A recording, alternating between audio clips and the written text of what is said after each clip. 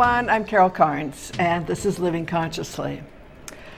Well, I'm taping this right after the devastation of Hurricane Harvey. And of course, we're always faced with these same questions. What can we do to prevent this sort of thing, and how can we prepare for it? Well, as it turns out, New Thought spirituality has some answers, and they're radical. So just suspend your disbelief today and let's look at some possibilities. We named this show Weather or Not, W-E-A-T-H-E-R, that was intentional. We could also have said Whether, W-H-E-T-H-E-R, or not, do we have anything to do with our weather? Okay, so let's just talk a little bit about how we have proven to ourselves, at least I assume most of you who are watching the show have, I certainly have, that consciousness precedes form and experience, period. That is the principle that seems to be running this experience on Earth, if not the universe. But let's just say it's our experience, that the human mind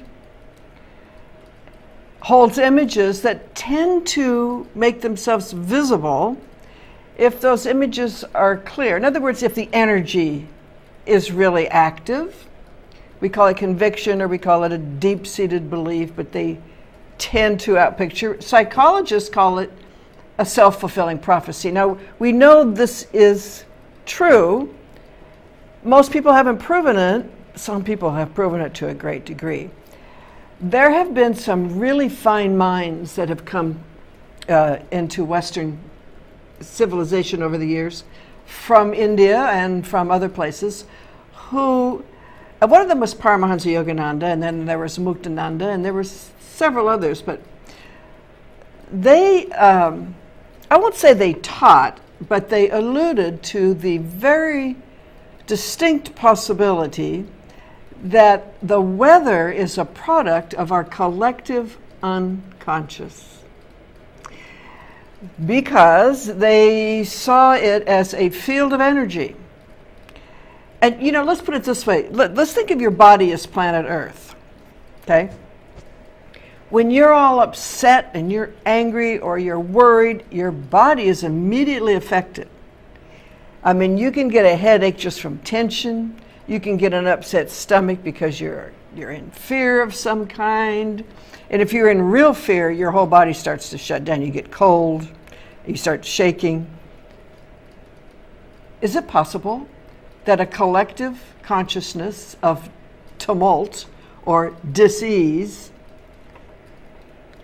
actually may have an effect on the weather? Now, it's twofold, because that collective tumultuousness or collective dis-ease also leads us into certain behaviors that have a profound effect on our environment. Fracking, mine stripping, our dependency on oil, contamination of the water. These are all things that we have done, and there's more, that are contributing to these calamities.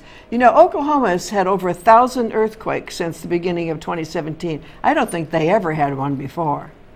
It's because of fracking and all the oil drilling.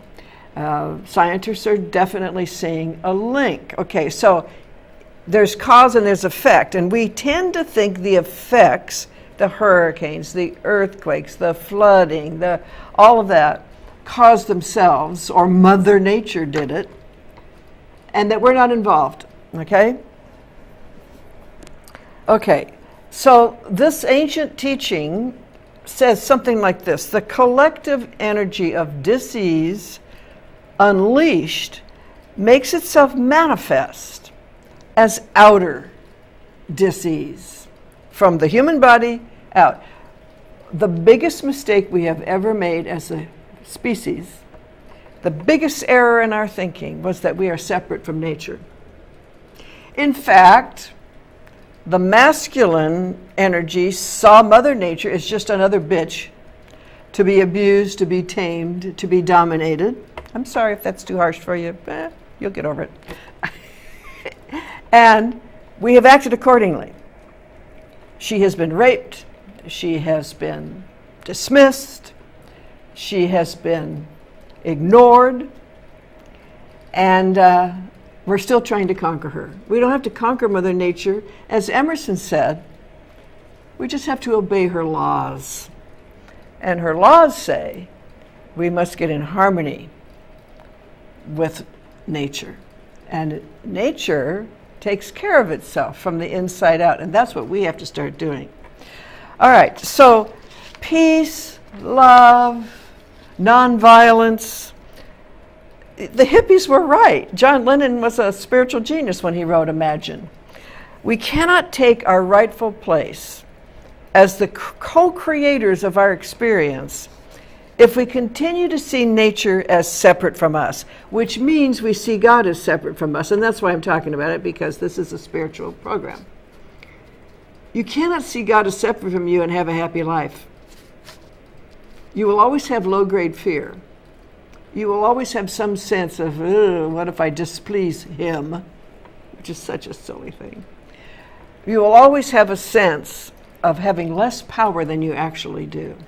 And the attributing of power to something outside of us has a very profound effect on our inner weather, or our inner condition of ease or dis-ease, right? Okay. So everything we see came out of someone's mind, consciousness. Just set aside the mountains and all of that. That's a whole other subject, but it's connected. But everything we see that's been human-made started as an idea. Have you ever had something, have you ever been thinking something and it happened instantaneously? You said, I was just thinking that. Most of us have. We tend to discount it as coincidence or some funny thing but actually, it's just another example of the principle at work. That which is held in mind, which has no resistance, tends to outpicture. And most of what we see in the world, our telephones, our computers, everything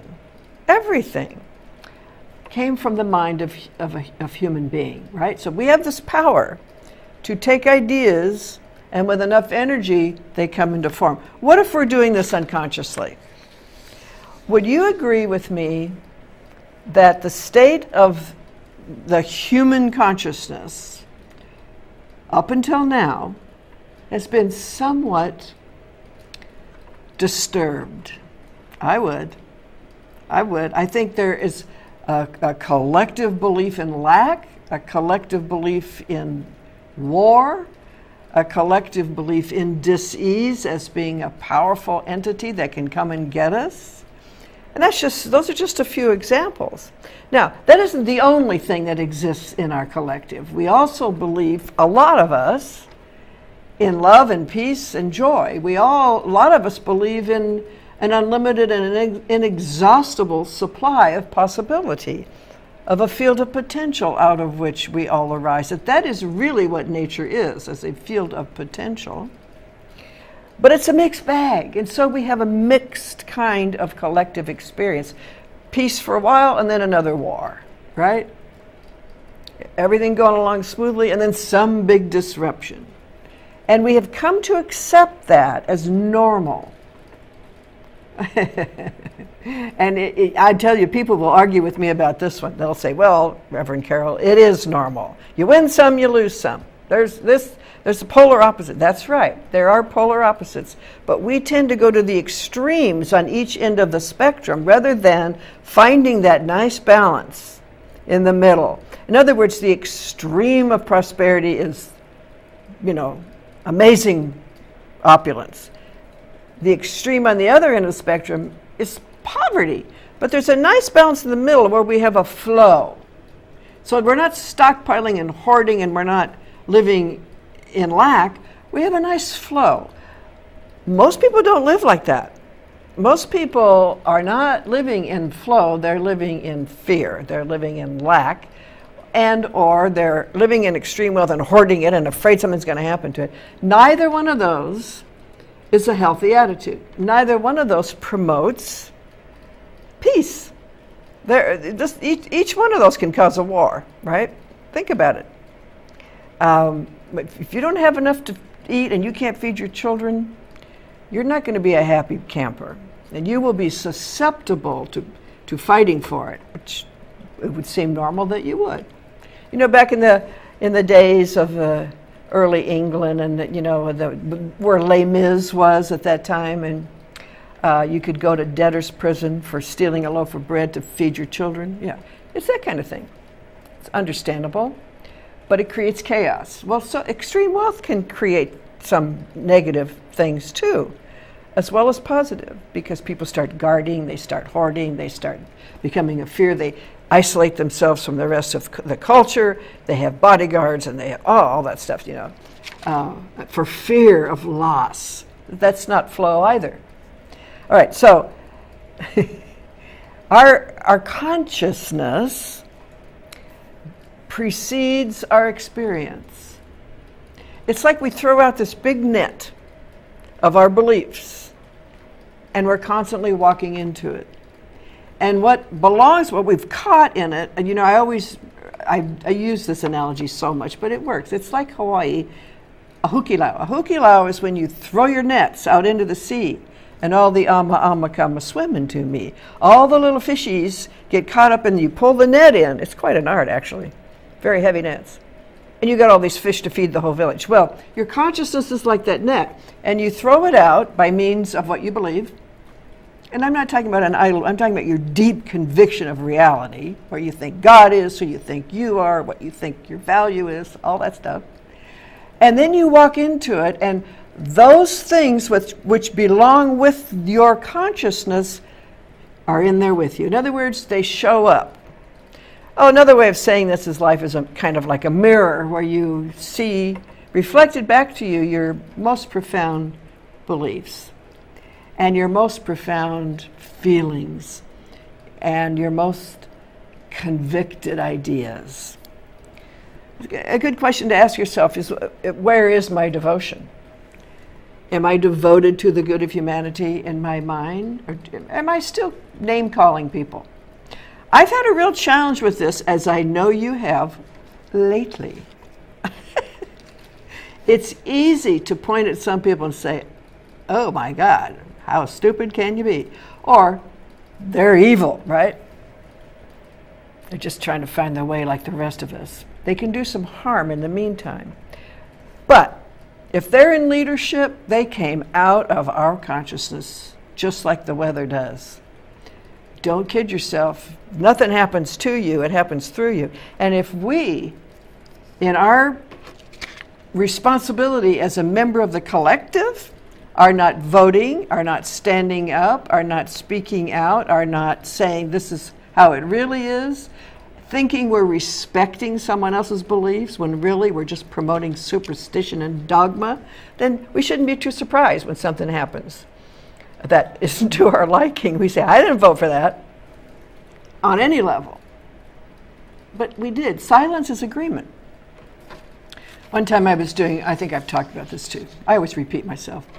I was speaking at a senior center once and talking about this kind of thing, and this lovely, elegant old lady said, yes, dear, but you must respect other people's beliefs. And I said, no, I respect their right to believe it, but I don't respect their beliefs. I don't respect the beliefs of people who think that women are inferior to men, or that children ought to be seen and not heard, or that God is a man in the sky. I don't respect any of those beliefs.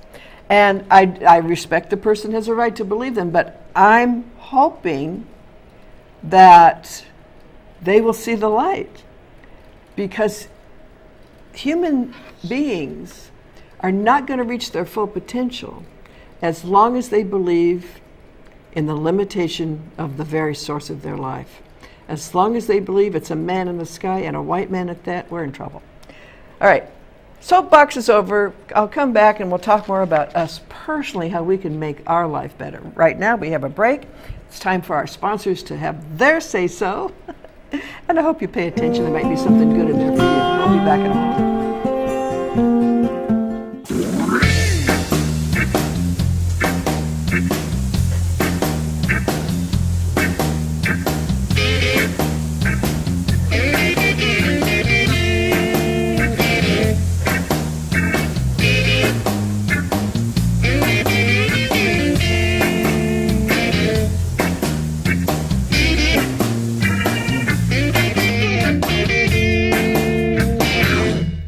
This is a national healthcare alert from the Health Hotline. If you, a family member, or a loved one suffers from knee pain and have Medicare as your primary insurance, we've got great news. You could qualify for a pain-relieving knee brace at little or no cost to you. Get free delivery, and all the paperwork is handled by our accredited suppliers at no charge to you. We also have other pain-relieving braces available for shoulder, ankle, and your back.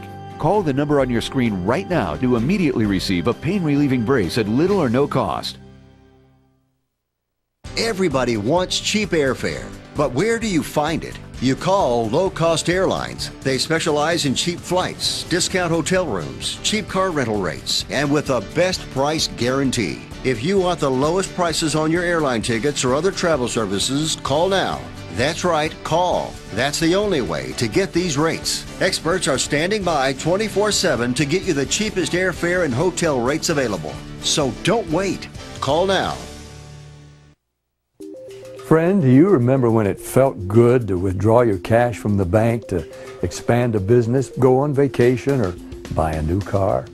Well, today, withdrawing your own cash has become a very risky business. According to the secret war, banks are now required to spy on us for the government and then report any suspicious or unusual behavior. I suggest you get the secret war free. Call the number on your screen or visit online.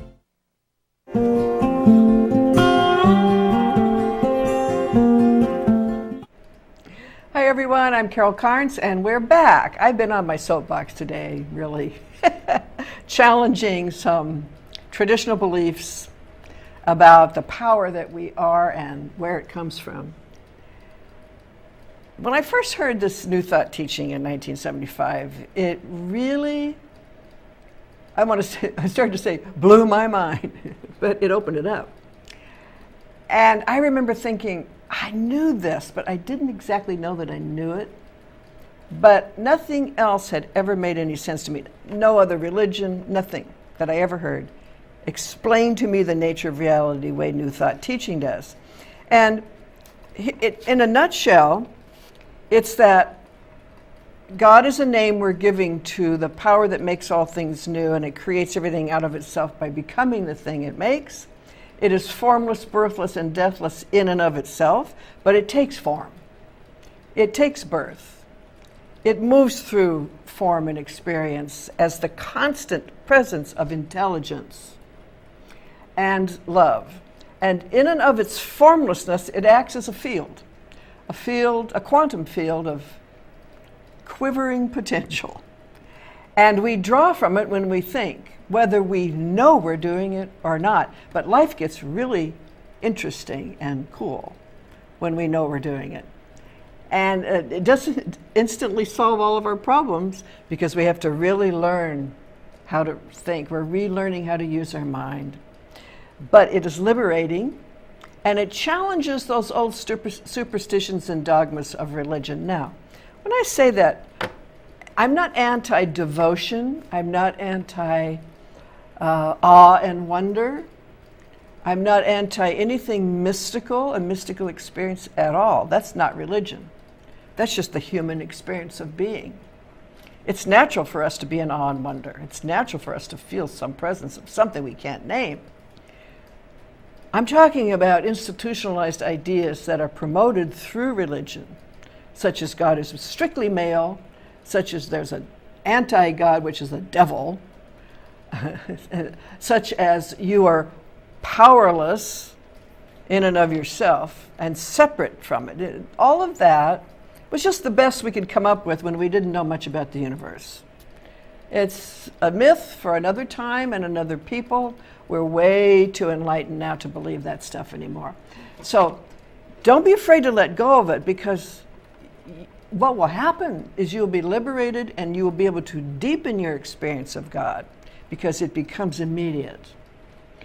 It's no longer something far away. Now, having said that, there's two things about it. It is both presence and principle. If it's in the presence, can we talk to God?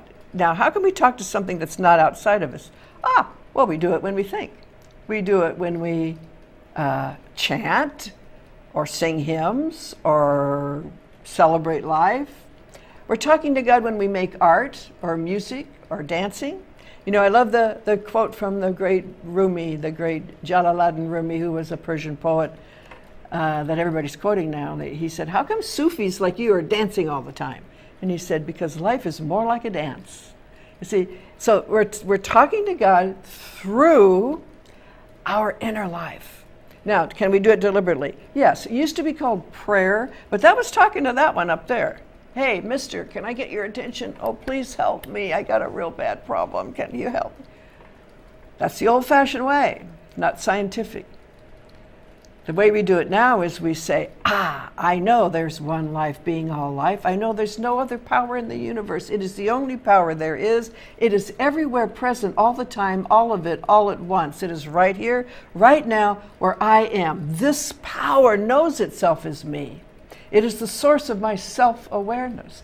I am one with it. I can never be separate from it. All that it is available to me to bring through my field of ideas and see them made manifest in the world. See, that's the way you start, and you unify with it. You can't talk to a God that isn't one with you. How could it hear you? Think of all the voices on the planet trying to get God's attention. It's almost as if God isn't listening because it can't. It doesn't know itself as anything but what we are. Think about this. If Spirit, the source of your very life, what we call God, can only know itself in this dimension, time and space, by means of you, then what are you doing with it? I ask myself every day, Carol, what are you doing with this power? Sitting around watching tennis half the time? Hoping things will change? No, it's not going to do it. Spread the word. Whatever your word is, if your word is love, spread it. If it's joy, spread it. If you have a way of being present that makes people smile, keep doing it, you know. Circulate your money, support these causes, and stand up for the truth and say, we cannot create anything greater than what we believe ourselves to be. We started off this session today talking about the weather. If you think you can manifest a parking place with your mind, and you can, I do it all the time. I always get one right up front wherever I go, no matter what. Then you can't exclude anything else. How liberated we would be if we got this, that our life together and individually is ours to make. Everybody wants the same thing. All people want health. Why do they want health? Because they feel the aliveness that is Spirit as them. They feel the vitality. They want it to manifest as health. All people want love and loving relationships. People want to be seen and heard for who they really are. People want to be validated in their worth. Men, women, children, kings, queens, peasants. We all want to be validated for our worth. We want to be seen and known for who we really are. All people want a share of the unseen prosperity that allows them to give and receive and to take care of those they love. We want these things because they're inherently ours, and we know it. What we haven't been taught is how to get them out, how to get them from in here to out there, and we thought we had to go up there and ask for them. And Spirit's saying, are you kidding me? You already have them. I've already given them to you. That's what the man Jesus meant when he said, it is done to you as you believe. It's the only way it's done to us. It comes through us, not to us. It's a beautiful teaching. One of the modern New Thought authors was a man named Ernest Holmes. He lived in the 20th century, born in 1887, passed on in 1960. And he brought these ideas to the general public beginning in California.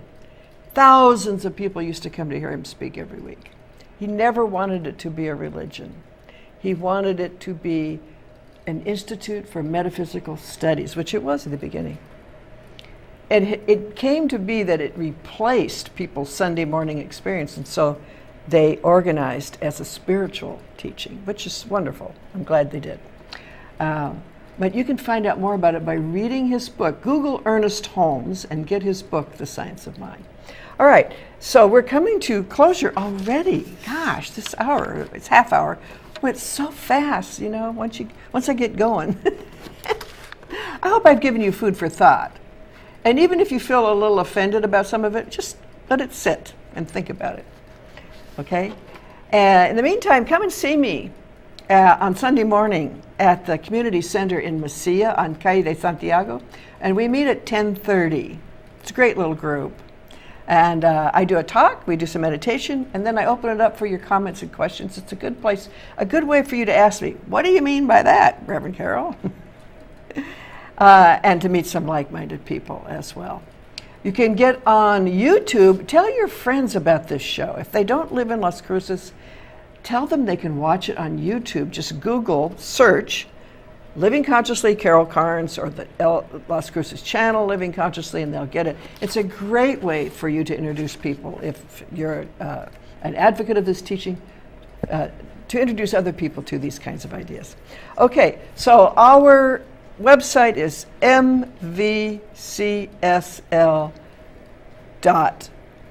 You get on it, and it's a little bit under construction, but you can there's still some information on there about us. But you can make a donation to us. Wouldn't you love to do that, to support this teaching in the world?